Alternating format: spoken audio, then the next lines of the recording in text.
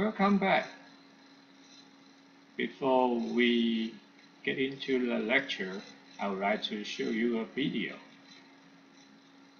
This morning, furniture giant IKEA finds itself in the middle of an international controversy. This after pictures of women were taken out of the Saudi Arabian version of its catalog. As Holly Williams reports, it apparently was an effort to adjust to local customs that seems to have backfired. Now you see her, now you don't. Now you see her, and now you don't. Just like IKEA's stores and flat pack furniture, the Swedish company's catalogue is pretty much the same all over the world. Except that is in Saudi Arabia, where all the women are strangely invisible. This iconic image of Audrey Hepburn in an IKEA print has been replaced, and even IKEA's female designers have done a disappearing act. It's thought the changes were made in deference to the ultra-conservative form of Islam practiced in Saudi Arabia, where women are banned from driving and can't travel overseas without permission from a male guardian. Western companies doing business in the oil-rich kingdom do their best not to offend its strict religious practices, including segregation of the sexes. But for IKEA's Saudi Arabian franchisee, which has 3 stores, it's backfired. There could be a huge tidal wave of negative opinion towards it. That, in the social and the digital viral world we live in, becomes a global story within hours. IKEA's management agrees. As a producer of the catalogue, we regret the current situation, said a company statement. We should have reacted and realised that excluding women from the Saudi Arabian version of the catalogue is in conflict with the IKEA group values. IKEA's sensitivity to its Saudi Arabian customers isn't likely to be well received in other countries, where many of its customers are women who don't like the idea of being airbrushed out of the picture.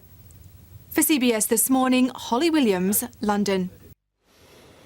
Interesting stand up there. Yeah, she disappeared. Disappeared, yes. What do you think about that? I think, as IKEA thinks, that probably should not be doing that. Yeah. Okay. How did you think about the video? Let's have some detail on today's chapter. After watching the CBS news regarding IKEA's marketing issue in Saudi Arabia, a Muslim country in Middle East, what is in your mind?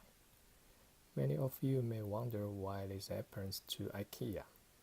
Before you answer this question, you need to know the cultural difference between countries, society, and the religions that the multinational business like IKEA could face.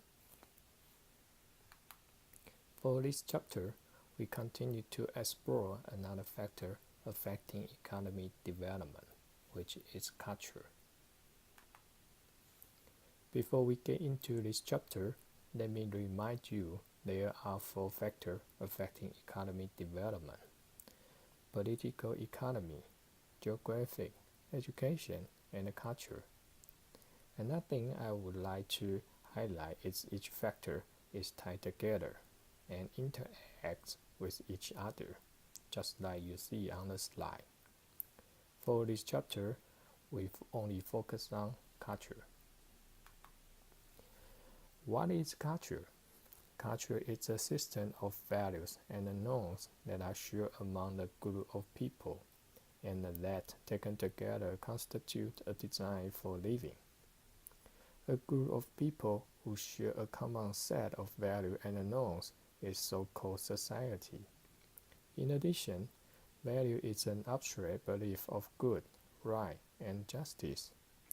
Known as a social rule, guiding people to behave. There are 2 types of norms. One is about the routine convention of everyday life, namely folkways.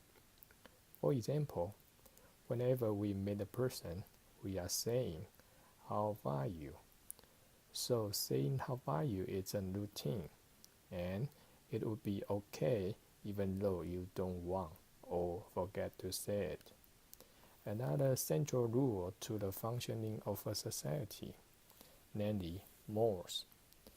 For example, a woman's face cannot be seen in some Muslim countries like Saudi Arabia. IKEA has to follow such a norm in the Arabia society. IKEA cannot break this norm, otherwise it is against the society.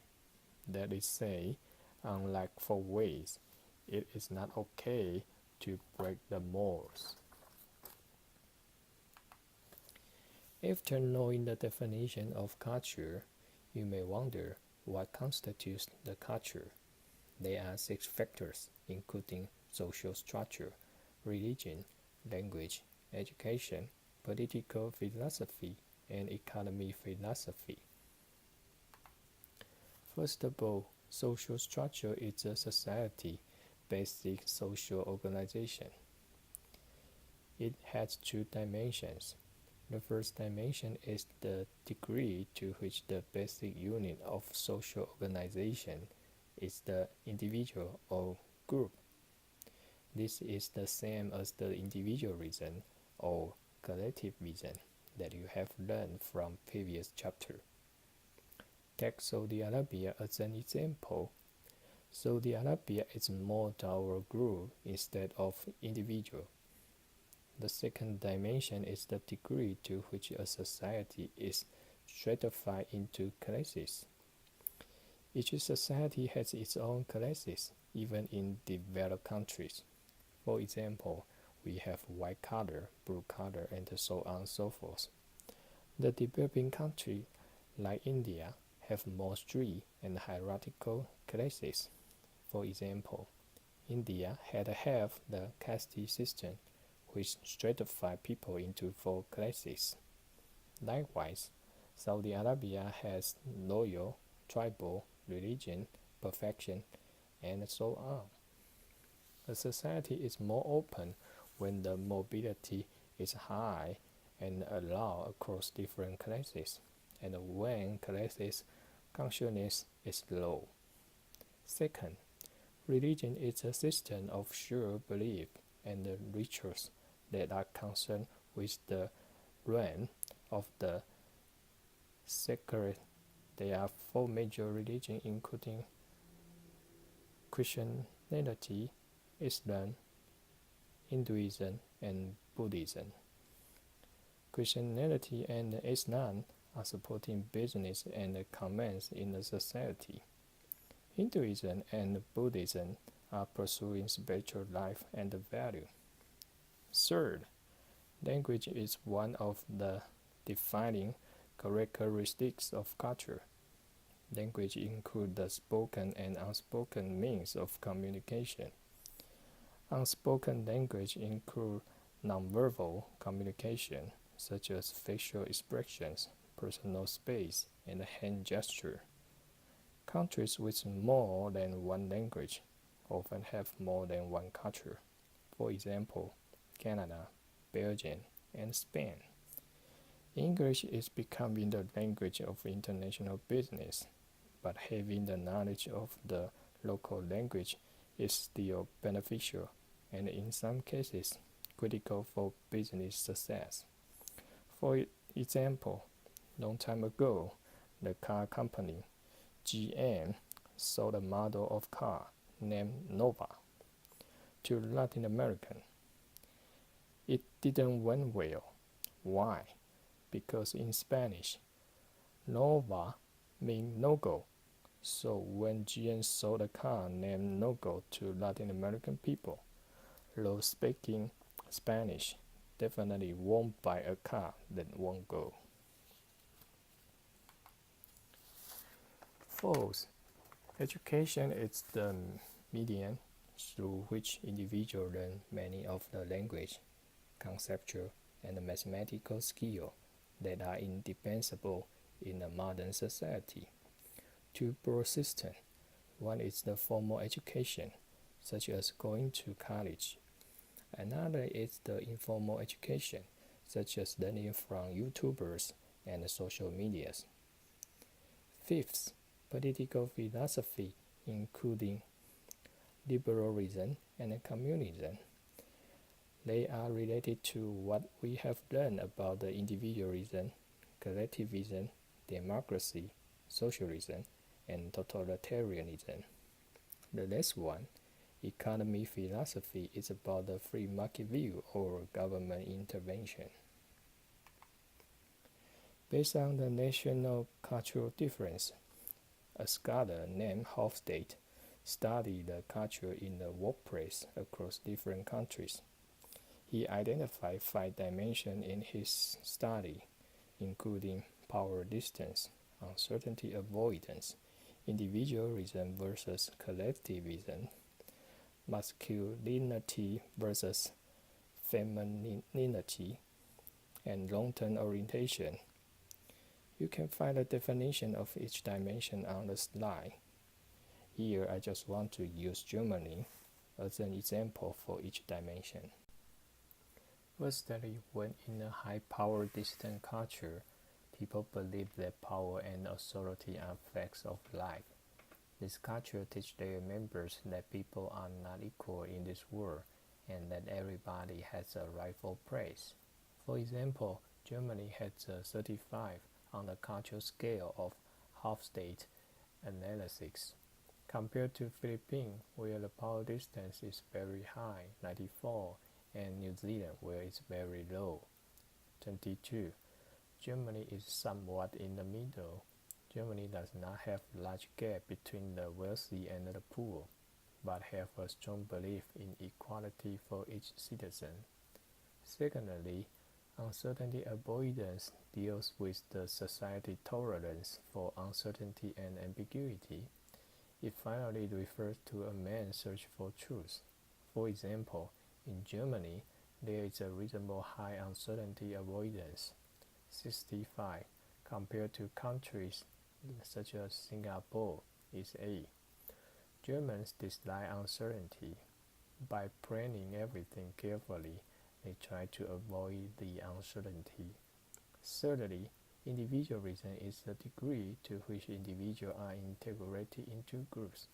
For example, Germany can be considered as individualistic with a related high score, 67, compared to a country like Singapore where they have strong collectivism. In an individual country like Germany, people tend to have more loose relationships than countries where they are a collectivism and people have large extended families. Fourthly, masculinity versus femininity refer to the distribution of roles between the genders. The Hofstede study revealed that men's value from one country to another country contain a dimension from very assertive and competitive to modest and to caring, which is women's values. For example, Germany has a masculine culture with a 66 on the scale of Hofstede's analyst, while New Zealand is 14. Lastly, long-term orientation tries to distinguish the difference in thinking between the East and the West.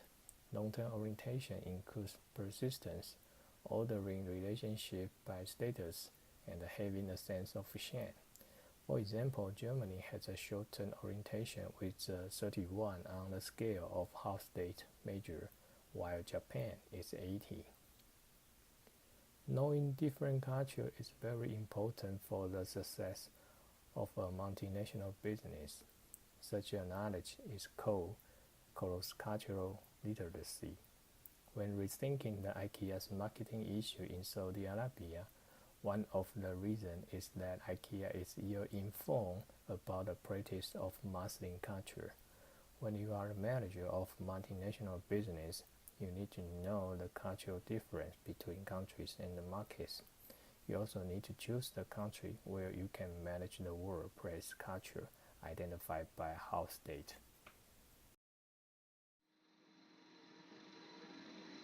Alright, that's all for this chapter. If you have any question, write me an email. I will see you next section.